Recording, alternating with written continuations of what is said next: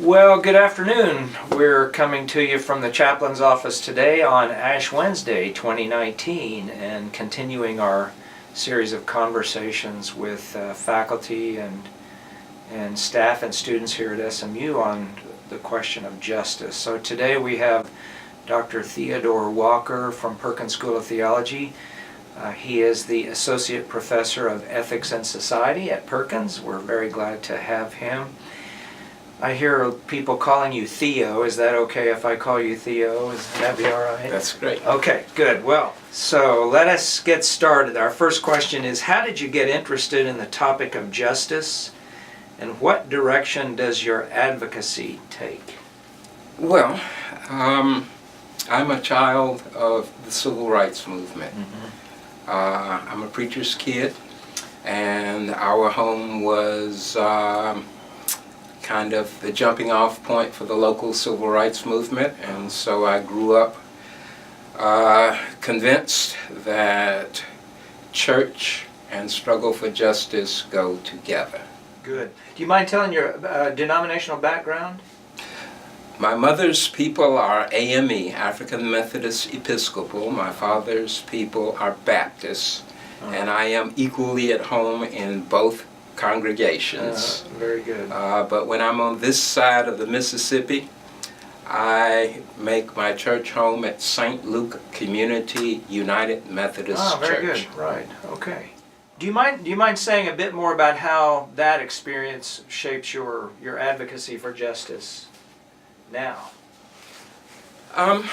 Well, if you were deeply involved with the civil rights movement during the 60s, part of what comes with that is knowing something about Martin Luther King Jr. And I often teach about Martin Luther King Jr. And today I am mildly distressed to learn that most people are unaware that Martin Luther King Jr. called for us to amend the U.S. Constitution to add an economic Bill of Rights to supplement the political Bill of Rights. Okay. Today such policies would be called universal basic income, but Martin Luther King Jr. was prescribing approximately that during the 1960s. And that's one of the things that we need to think about when we think about Martin Luther King Jr. Let's amend the Constitution. Okay. Economic Bill of Rights. How do you define justice? You work in the field of ethics. So how does your academic background shape how you think about that concept? Well, if I'm thinking like an academic, I will relate justice to its Latin rootage, and then talk about fidelity to fairness and law. But those of us who are shaped by the continuing influence of John and Charles Wesley are convinced that we need to go a step beyond justice. As religious people, we start out from a position of being unworthy. That is, we are sinners. And so, as Pastor Zan Holmes is fond of saying, when I stand before God, I do not demand justice. Instead, I pray for mercy and grace. And therefore, we religious people are at liberty to prescribe social policies based upon grace, which goes beyond justice. So, for example, if I had no religious commitments, it would be hard for me to endorse a universal basic income, because my sense of justice would say to me, well, some people don't deserve a universal basic income, and then I get in the business of trying to decide who is worthy and who is not.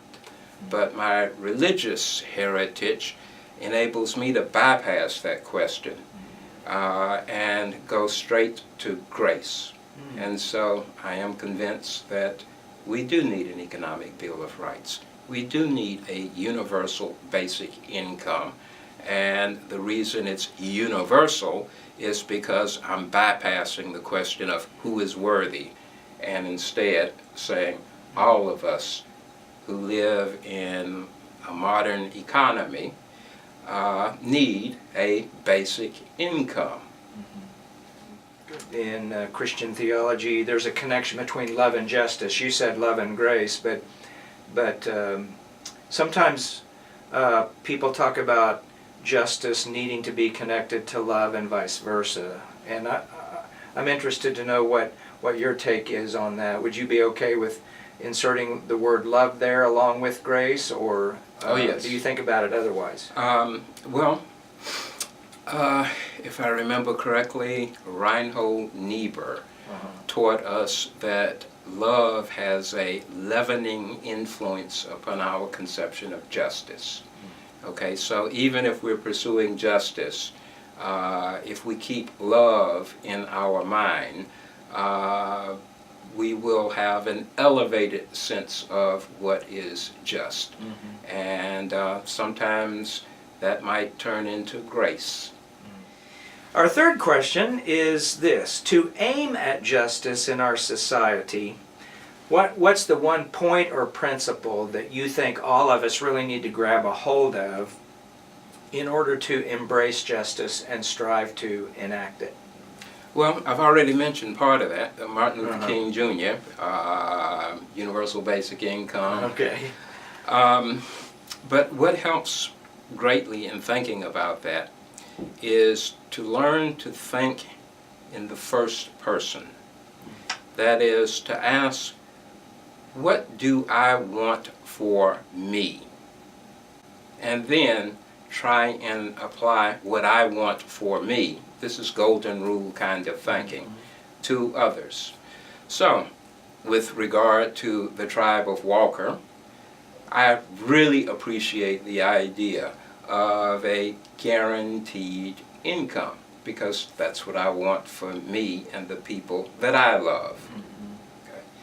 And if I can remember that, then I will want the same for others. So golden rule thinking is liberating. That sounds a little bit like Kant's categorical imperative as well, or do you think that's different?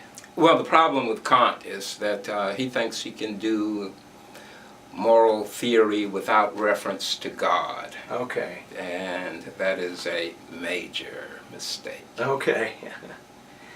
All right. Well, very good. So I would say our takeaway from this one is a focus on particularly economic justice. But okay. What most UBI advocates do not fully appreciate is that Martin Luther King Jr.